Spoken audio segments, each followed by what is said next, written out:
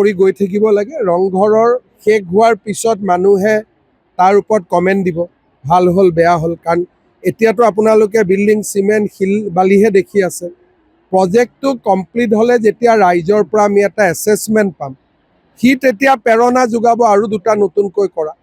কিন্তু এটা কাম কৰি শেষ নহওঁতে দুটা তিনিটা হাতত ল'লে লাষ্টত দুই তিনিটা একেলগে বেয়া হৈ যাব পাৰে। ধৰক ৰংঘৰটো কিবা কাৰণত বেয়া হ'ল, তাৰ পৰা শিক্ষা লৈ আমি তলাতল কৰিব লাগিব। যদি ৰংঘৰ তলাতল দুইটাই হাতত লয়, দুইটাই বেয়া হৈ যায়, শিক্ষাও ল'ব নোৱাৰিব।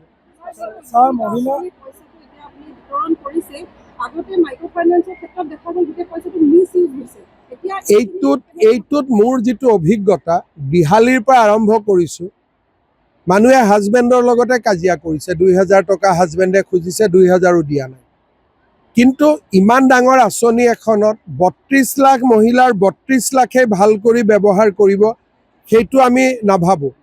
আমি ভাবোঁ 50%ও যদি ভাল কৰি ব্যৱহাৰ কৰে, তথাপিতো বহুতখিনি উন্নত হ'ব।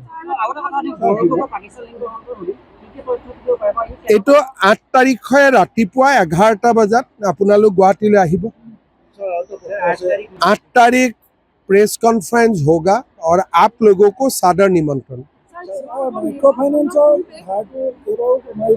আমি তো 50,000 টকালৈকে যিমান ধাৰ আছিল মাৰি দিছোঁ অলৰেডি।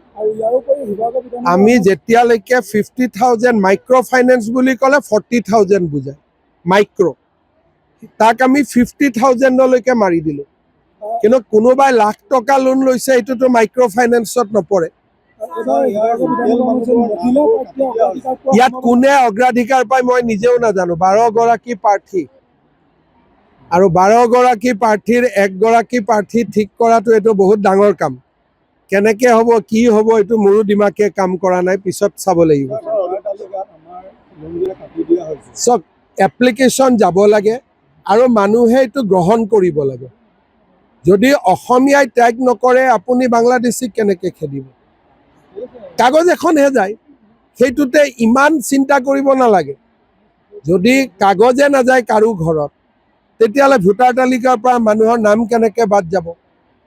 গতিকে 2-1খন কাৰোবাৰ ঘৰত যাব পাৰে, তেওঁ ভাবিব যে দেশৰ কাৰণে এইটো মোৰ কণ্ট্ৰিবিউশ্যন।